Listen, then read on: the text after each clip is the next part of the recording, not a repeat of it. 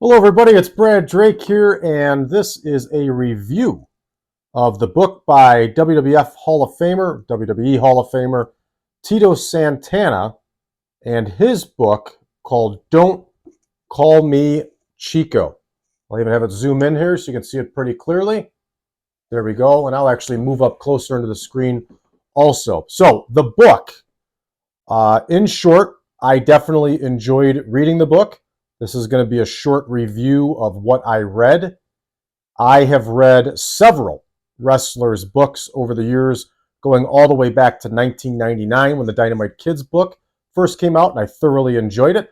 And I have been systematically reading wrestlers' books ever since then. For example, the last wrestler's book I read before this book was B. Brian Blair's book, or Brian Blair's book. I also read Len Denton's book about the Grappler just before this one. Also recently I read The Sheik of Baghdad, which is Sheik Adnan El-Kaisi's book, and I enjoy reading wrestlers' biographies and autobiographies and their books. So I had to get my hands on Don't Call Me Chico, and I'm glad I read it, but I will tell you that it is the worst edited wrestler's book I've ever seen. For some reason, it almost looks like this was just never edited, like it was a one-way go, like Tito actually wrote this book and then turned it in, and they just self-published it.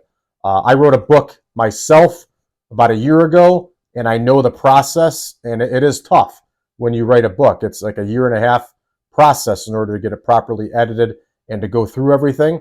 So I understand the struggle with it, but for some reason, this book was not edited, and there's run-on sentences and misspelled words all throughout the whole book. Now, offhand, taking a look at it here, the book is about 398 pages total, and you can see that it's kind of larger print. And the entire book, beginning to end, seems like it was not edited. So that's my biggest hit on this book. Now, with that said, I can tell you that I did enjoy the book. I enjoyed the fact that it was in chronological order.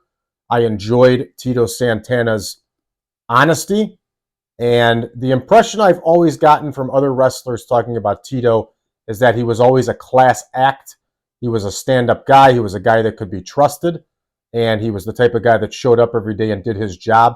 In fact, I can't remember a single time that I have heard a wrestler speak badly of Tito Santana.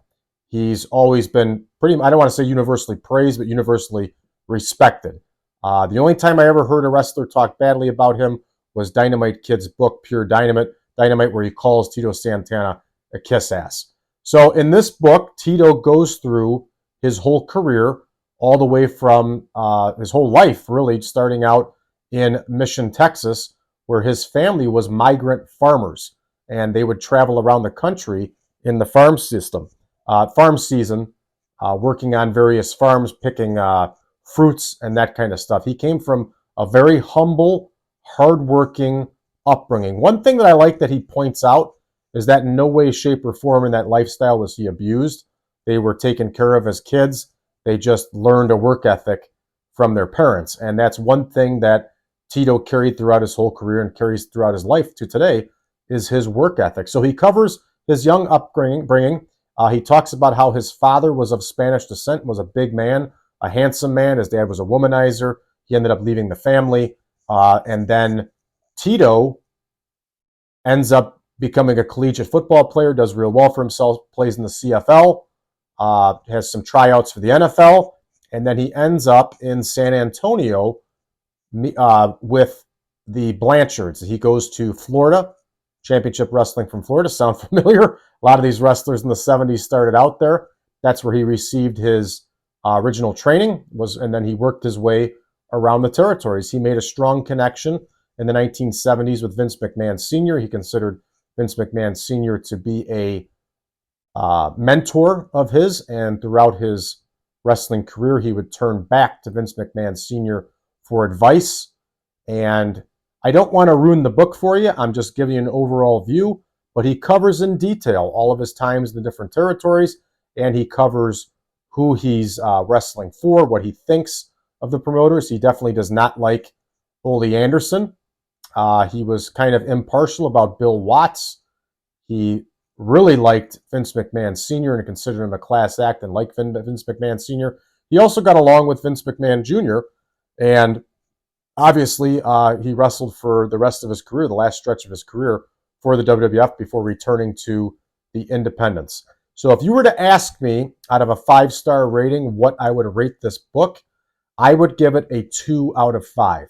Not because of the story, not because of Tito Santana's life story or his story of the ring. I would give it that low of a score based on the fact that it wasn't edited. It's not a professionally written book. It is a major knock on the book. It's almost like, since it's so poorly written, you just want to listen to you'd rather listen to a shoot interview with Tito and hear it that way. It's not well written. But the stories are good. It's definitely worth a read if you are interested in the territory days and hearing it from a guy that worked those territory days and spent decades working different promotions.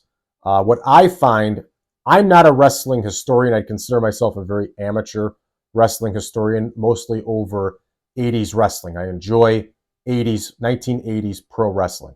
And I enjoy reading stories of the wrestlers from that era because this is a bygone era that we'll never see come back. This kind of stuff will never come back. So to me, it's always worth a read to take in as much as I can and learn as much as I can about 1980s wrestling and about territory wrestling. And this book goes right along with that, where you get to learn about how wrestling was in those days and those times. So give it a shot, everybody. I recommend that you do read it if you're into this sort of thing. If you are into 80s wrestling, if you're into learning about the territories, give it a shot, read it.